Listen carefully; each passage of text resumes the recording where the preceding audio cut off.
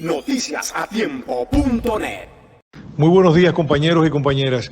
A solicitud de Iris Guava, quiero compartirles algunas reflexiones que hacía con ella en relación a la situación política actual y cuál debería ser nuestro relato. Quiero insistir en esto último del relato, porque en toda participación política, en toda intervención mediática, uno tiene que haber construido previamente un relato que sea coherente, persuasivo y que esté en sintonía con lo que son las percepciones ciudadanas. ¿Qué quiero decir? Lo primero es que nosotros tenemos que sentir el orgullo, la satisfacción también, de que el compañero presidente Danilo Medina no solamente ha sido un presidente democrático, cosa que se espera de él, siempre se ha esperado de él, sino algo más, ha ido más allá. Es un presidente democratizador, que es una actitud activa de profundización de la democracia, porque usted puede ser democrático y quedarse en la formalidad, de cumplir los requisitos formales que obliga la democracia que estamos viviendo y que se vive en cualquier parte del mundo. Danilo ha ido mucho más allá. Danilo es un reformador, ha incluido esa reforma a la democracia, ha democratizado la democracia. ¿Cómo lo ha hecho? A través de políticas públicas que además de ser efectivas han tenido excelentes resultados. Y cito la primera, la revolución educativa, la construcción de aulas, la jornada escolar extendida. Todo ello lo que apunta es precisamente a democratizar, a hacer masivo el acceso a la educación de los hijos de las familias más pobres y de clase media baja. Porque, como él lo explicaba en la campaña, ¿no? El diagnóstico es que había deserción escolar, repitencia escolar debido a los problemas de pobreza de los hogares. Pero al mismo tiempo, con la jornada escolar extendida, Danilo ha sido mucho más efectivo que cualquier discurso feminista o a favor de las mujeres que ha habido en nuestro país. ¿Por qué? Porque como resultado de la construcción de escuelas, de la revolución educativa, de la jornada escolar extendida, se ha liberado a las mujeres, a las madres. En un 40%, recordemos, de los hogares están encabezados por madres solteras, se han liberado de la carga de tener que atender a sus hijos, sino que ya estos están en la jornada escolar extendida y entonces se le ha liberado, tiempo para su capacitación o para su empleo. En ese sentido también ha habido una democratización de la política hacia las mujeres dominicanas, en concreto, no en discurso, en concreto. Pero lo mismo podemos decir de la salud. Ha habido un proceso de democratización de la salud. El hecho de que el 76% de los dominicanos y dominicanas tengan un seguro familiar de salud, pues precisamente eso ha ampliado el acceso de los dominicanos a cobertura de salud segura. Y en el caso de los más empobrecidos, de los más pobres, estamos hablando del régimen subsidiado, el 100% de aquellos que caen dentro de lo que es el régimen subsidiado tienen un seguro familiar de salud.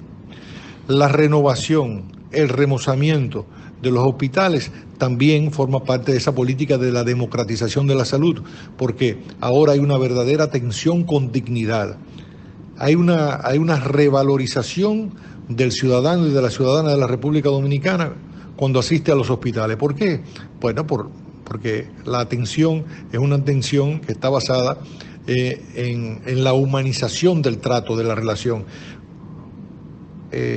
Tenemos habitaciones con una o dos camas, aire acondicionado, con los gases médicos instalados ahí mismo en la pared. Es decir, ha habido todo un proceso en el caso de la salud que apunta a la dignificación. Y hablemos de la eliminación del copago, hablemos también de lo que ha significado Promese, el ahorro, la centralización de las compras de las medicinas en Promese para facilitarlas al Sistema Nacional de Salud, pues ha significado un ahorro extraordinario para el Estado que ha podido invertirse también en políticas efectivas hacia el área de salud. Podría mencionar muchas más y no quiero cansarle porque todas ellas ustedes las conocen. Lo que quiero es insistir en que ha habido una política transversal de democratización de parte de Danilo Medina. Lo mismo puedo decir de la democratización del crédito a través del Banco Agrícola. Más de 100.000 creo que son 135.000 millones de pesos, nunca en la historia. En estos 6 años, en estos casi 7 años, perdón, Danilo ha entregado a través del Banco Agrícola mucho más que en toda la historia del Banco Agrícola anterior a él. Lo mismo podemos decir de Banca Solidaria, también de las visitas sorpresas. En fin, ha habido un proceso de democratización del crédito para que cada vez más dominicanos y dominicanas puedan acceder al crédito, pero también a tasas en las que los ciudadanos no estén penalizados, que tengan que hacer transferencias de sus recursos, de sus ganancias hacia las instituciones financieras. ¿Por qué? Porque las tasas bajaron de 16, 24 a 8% y hasta 5%. En el caso de la leche, creo que hasta 10%. De modo que ha habido una política sistemática de democratizar el crédito en respaldo a las micro y pequeñas y medianas empresas. Recordemos también el decreto que obliga a las instituciones del Estado, que lo elevó primero y que obliga a las instituciones del Estado a adquirir más de un 20% de todas sus compras o contrataciones a MIPYMES. Que en muchas instituciones, yo lo digo en el caso de DICOM, nosotros más del 95% de nuestras compras las hacemos a MIPYMES. Lo mismo podríamos decir además del crédito de las compras públicas. Cuando llegamos al poder en el año 2012, apenas habían 19.000 proveedores en el Estado. Ya superamos los 80.000 proveedores del Estado, de los cuales casi 20.000 son mujeres. Mujeres proveedoras del Estado en el año 2012 apenas llegaban a 2.000 y tantos, no llegaban ni a 2.500 proveedores. Ahora son casi 20.000. Lo que también revela lo que decía anteriormente con la jornada escolar extendida y las madres solteras, que se han creado en nuestro gobierno oportunidades democratizadoras a favor de las mujeres en concreto. Lo mismo podemos decir de la vivienda. Ha habido una política democratizadora de la vivienda, con la política efectiva de aplicación de la ley del fideicomiso, la alianza público-privada para la construcción de viviendas para sectores de clase media y clase media baja.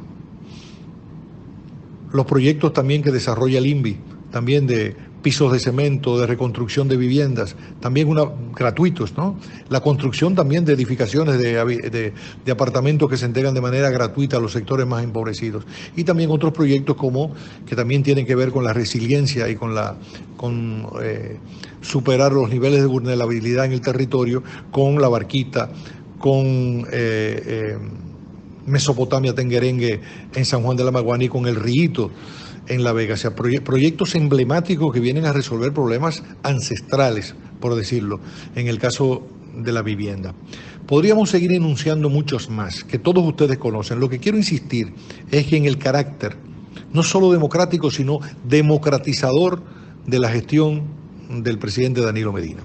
Y en relación al partido, lo que nosotros estamos viendo de manera clara es que Danilo está del lado o forma parte de esa mayoría, que yo diría que es más que mayoría, son las 3/4 partes de la dirección del partido, tanto comité político como comité central y organismos territoriales como direcciones provinciales y municipales.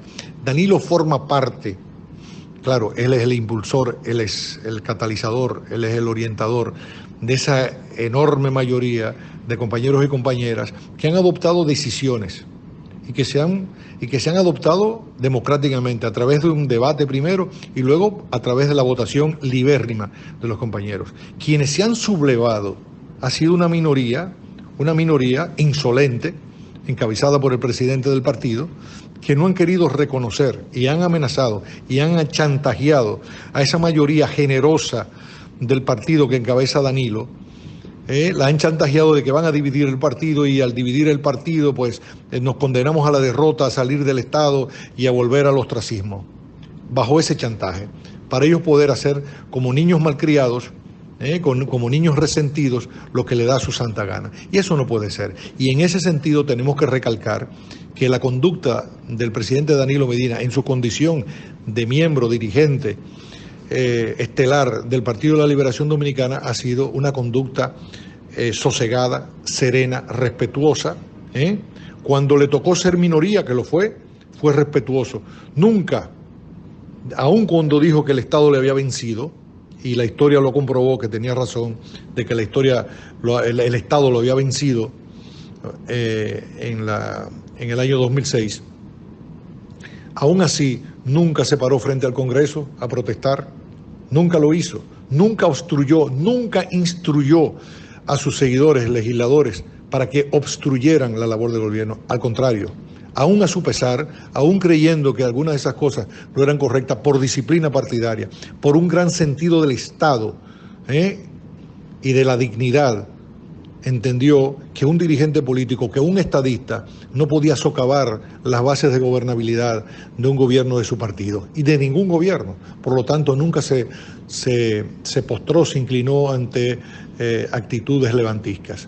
De modo que en la tradición personal de Danilo Medina, y eso podemos decirlo con orgullo porque pertenecemos a la corriente, de que la conducta de Danilo ha sido una conducta democratizadora, democrática, respetuosa de las decisiones de su partido, un enamorado de su partido, un hijo de su partido, un constructor de su partido, porque el PLD fue construido por esos jóvenes y por muchos anónimos que nadie recuerda, que nadie a veces reconoce. Y sin embargo, estos señores que lo acusan de tener actitudes despóticas o dictatoriales son los que están asumiendo en la práctica, a través de la insolencia, del levantamiento, de la protesta, conductas verdaderamente dictatoriales. Pobre de este país, pobre de nuestro país, pobre de nuestro partido, si esa minoría se convierte en mayoría y si esa minoría regresa al Estado y regresa a la jefatura del gobierno y del Estado. Pobre de nuestro país y pobre de los compañeros y compañeras del Partido de la Liberación Dominicana. Porque su conducta degenerativa, porque ha habido un proceso de degeneración, no nos perdamos en eso. Esos compañeros que conocimos hace 40 años, hace 30, muchos de ellos se han degenerado y han llegado a las actitudes que hoy conocemos. Tú dices, bueno, pero ¿cómo es posible que Leonel tenga esta actitud? Sí, es posible, ahí está. Ha habido un proceso de degeneración política. Mientras Danilo, podemos decir que ha ido creciendo, se ha ido fortaleciendo, su condición de estadista ha crecido con los años y es hoy mejor que en el 96, mejor que en el 2000, mejor que en el 2006. Eso lo podemos decir con toda seguridad. En el caso de Leonel ha habido un proceso inverso, como esas enfermedades degenerativas que nadie las puede parar. Pues eso es lo que ha pasado. Y ha contagiado a todo ese grupo que le acompaña, y entonces, bueno, pues ya no son esos compañeros que conocimos hace 40, 30 años, sino que son otros. Ese que conocimos hace 40 ya murió, ya dejó de existir. El que hay es algo que no se parece en nada a aquello que una vez creímos, que una vez militamos juntos y que una vez con muchísima alegría construimos este esfuerzo político. De modo pues que, compañeros, yo pienso que yo saludo la iniciativa de ustedes que me ha comunicado Iris Guava. Estamos en la mejor disposición de colaborar con ustedes, de ayudarles en todo el esfuerzo que ustedes están haciendo, pero no quería, como lo había hecho ya con Iris Guava, no quería perder la oportunidad de compartirles estas reflexiones, porque pienso que quizás podrían ser útiles para todos ustedes. Les envío un fuerte abrazo. Síguenos en nuestro canal de YouTube, noticiasatiempo.net.